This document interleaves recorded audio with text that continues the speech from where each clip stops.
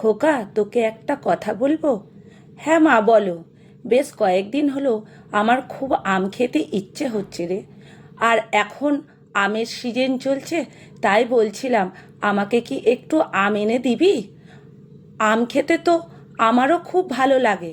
মায়ের কথা শুনে উত্তমবাবু বললেন, ঠিক আছে মা, আগামীকাল কাজ থেকে ফেরার সময় আমি তোমার জন্য আম নিয়ে আসব। পরের দিন উত্তমবাবু মায়ের জন্য বড় বড় দুটো আম এনে দিলেন আর কিছু আম স্ত্রীর হাতে দিলেন। কিন্তু মাকে যে দুটো আম দিয়েছে তা তিনি নিজের স্ত্রীকে জানালেন না, কারণ স্ত্রী শুনলে ঝামেলা শুরু করে দেবে। পরের দিন দেখা গেল উত্তমবাবুর মা গৌরী দেবীর পেট খারাপ হয়ে গেল। আসলে বুড়ো মানুষের লোভ সামলাতে পারেনি। এতদিন পর পাকা আম দুটো আম দেখে একসঙ্গে খেয়ে ফেললেন। আর বয়স্ক মানুষ তো, তাই পেটে সহ্য হয়নি। উত্তমবাবুর স্ত্রী সোমা আমের খবরটা জানতে পেরে গৌরীদেবীকে উদ্দেশ্য করে বলেন, সারাদিন তো শুধু খাই খাই, বয়স হয়েছে, খাওয়া তো আর কমলো না। এই বয়সে এত লোভ কেন বলুন তো? এবার তো একটু স্বর্গের রাস্তা দেখতে পারেন, তাহলে আমরা একটু মুক্তি পাই। গৌরীদেবী বৌমার কথাগুলো শুনে তেমন কষ্ট পেলেন না, কারণ বৌমা প্রায় এই ধরনের কথা বলে থাকে। এরপর আস্তে আস্তে গৌরীদেবী এতটাই অসুস্থ হয়ে পড়লেন যে বিছানা থেকে সব করতে শুরু করলেন। উত্তমবাবু মায়ের দেখাশুনো করতেন, মাকে পরিষ্কার পরিচ্ছন্ন করতেন, কারণ উত্তমবাবুর স্ত্রী বলেন, আমি এসব করতে পারবো না, তোমার মা তুমি করবে। তাই উত্তমবাবুর মায়ের সেবা যত্ন করেন।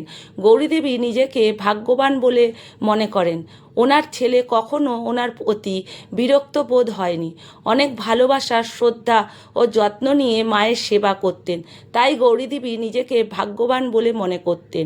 এইভাবে কেটে যায় 15 দিন, কিন্তু গৌরীদেবীর আর অসুস্থ হচ্ছেন না, বিছানা ছেড়ে আর উঠতেও পারছেন না। একদিন উত্তমবাবু মাকে বললেন, তোমাকে আম এনে দেওয়াটাই আমার সব থেকে ভুল হয়েছিল। তোমার বৌমা আমাকে মানা করেছিল, কেন যে আমি তোমার কথাটা শুনলাম না। ভালো লাগছে না, তোমাকে সেবা করতে করতে আমিও অসুস্থ হয়ে পড়ছি, ঠিক করে খাওয়া দাওয়াও করতে পারছি না।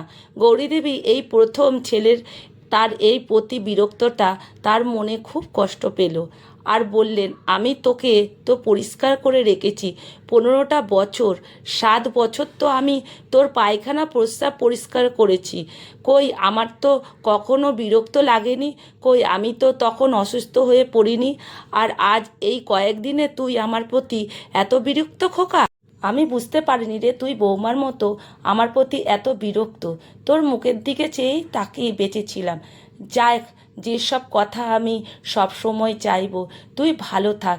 আমি আশীর্বাদ করি তোর ছেলে মেয়ে যেন তোর সঙ্গে আমার সাথে হওয়া এমন ব্যবহার না করে। 2 দিন পর গৌরীদেবী মারা গেলেন।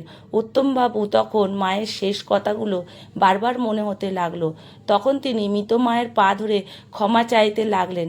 আমার ভুল হয়ে গেছে মা, আমাকে ক্ষমা করে দাও, ক্ষমা করে দাও মা। আসলে মায়ের ঋণ কখনো শোধ করা যায় না, তবুও আমরা অনেক সময় অজান্তে বাবা মার উপর রেগে নানা রকমের খারাপ ব্যবহার করে ফেলি, যার জন্য মা বাবা অনেক কষ্ট পান। তবুও মা বাবা কখনো আমাদের খারাপ চান না। তাই আমাদের সব সময় চেষ্টা করা উচিত আমাদের সামর্থ্য মাধ্যমে মা বাবাকে ভালো রাখা। কলমে সুষমা বাগ, পা প্রধান। পাঠে অনিতা ভট্টাচার্য। ভিডিওটা ভালো লাগলে বন্ধুরা প্রচুর প্রচুর শেয়ার